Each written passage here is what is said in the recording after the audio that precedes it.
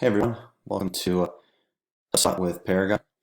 Just wanted to today we want to talk about sequences and how they can be effective tools in reaching out and nurturing leads. So the first thing that I want to show everybody is just about what HubSpot talks about in terms of sequences. So they're a great way to automate and develop emails. And a lot of times what I get asked with people is, how is this different from like a drip email campaign or like a marketing email?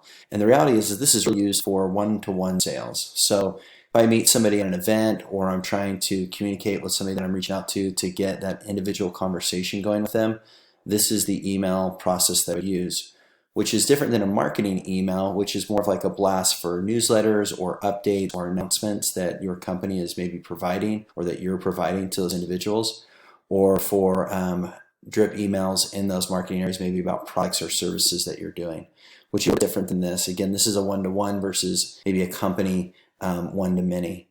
So in this, it talks about just being able to kind of put it on autopilot. You get to customize it, you get to tailor it, and you can even get performance based on it, and that it connects with almost every app that's out there, which is basically Gmail or Outlook at this point. So let's take a look at how we get into sequences. So I'm just here on my contacts. In your scenario, it may just say automation up here. And if you have the licensing for it, which is on the Sales Pro version on up at this point, you have access to sequences. So we're going to go ahead and click on sequences here. And you're going to create a sequence right here in the upper right. So we're going to click on that, and it brings this page up. So you kind of have two options here. You can go with a start from scratch where you build every aspect of the sequence, or you can use something that's already pre-built with maybe a template that comes from HubSpot.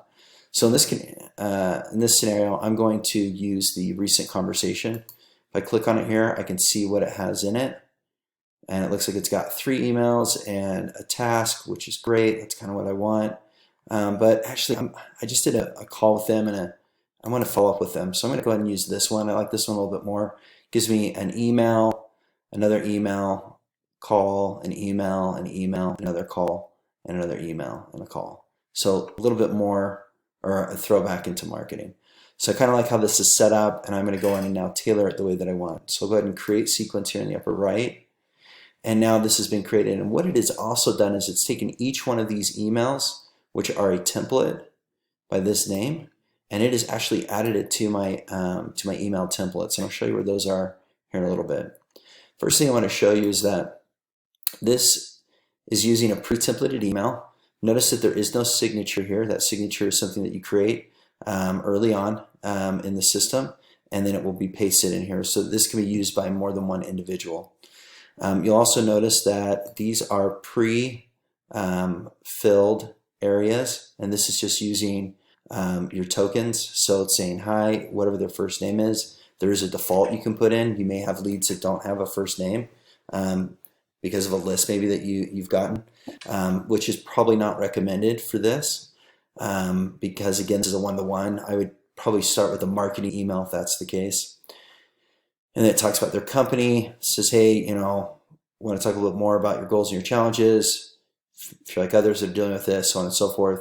And then the sender's meeting link is actually put in here. This is the meeting link that you here, kind of like a Calendly, and it's very effective in these emails. Then 2 days, so that's the email. If you decide that you want to edit it, change it, you can edit here.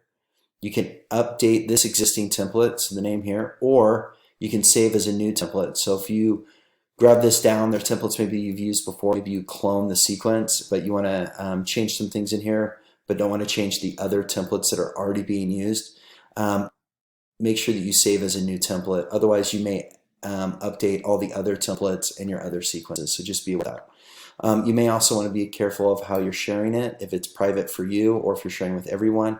So if this is individual using it, but if you want maybe the whole group, and then you can put these into folders as well. And this is specific to the template itself. Okay. HubSpot even offers suggestions for you. So you'll notice down here it says, hey, make sure you're adding a meeting link. So great, we've got that in there. And it doesn't look like we're asking any questions. Tells us here that it even gives examples of questions that we could ask, and then even more tips associated with it. So, and you can pull up some of their articles. So if you need help on how you should be putting these together, it's all right here for you. You don't need to hire out some major team to write these for you.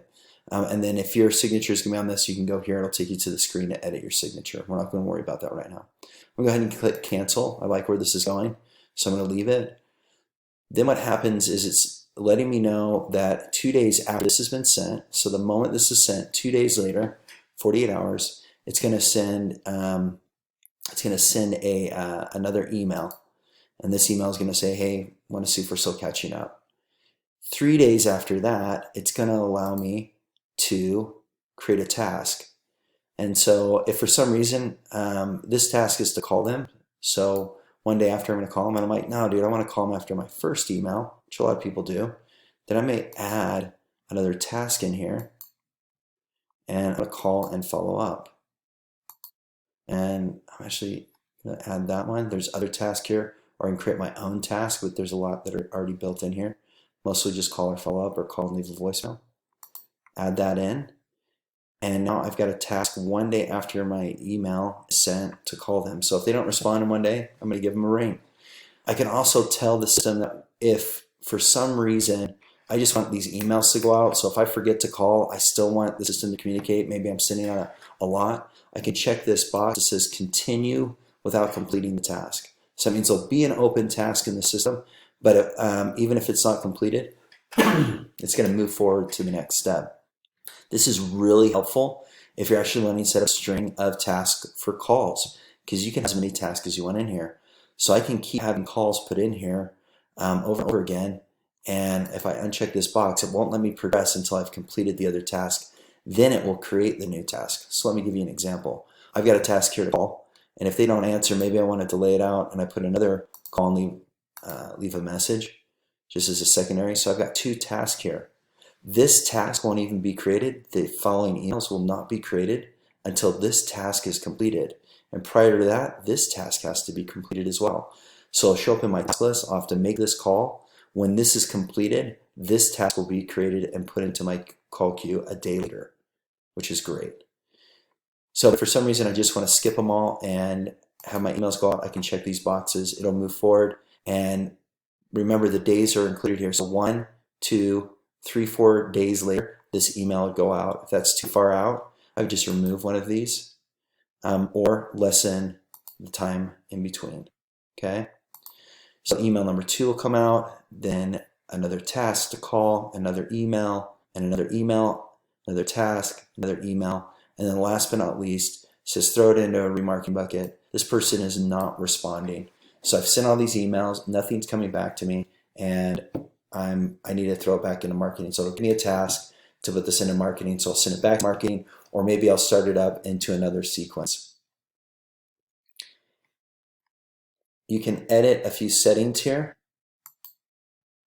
You can send follow-up emails and tasks on weekdays only, which is important if you're not wanting things to go out on weekends, depending on your business. If I was running a flower shop, I would have no problem sending emails out on Saturdays and Sundays.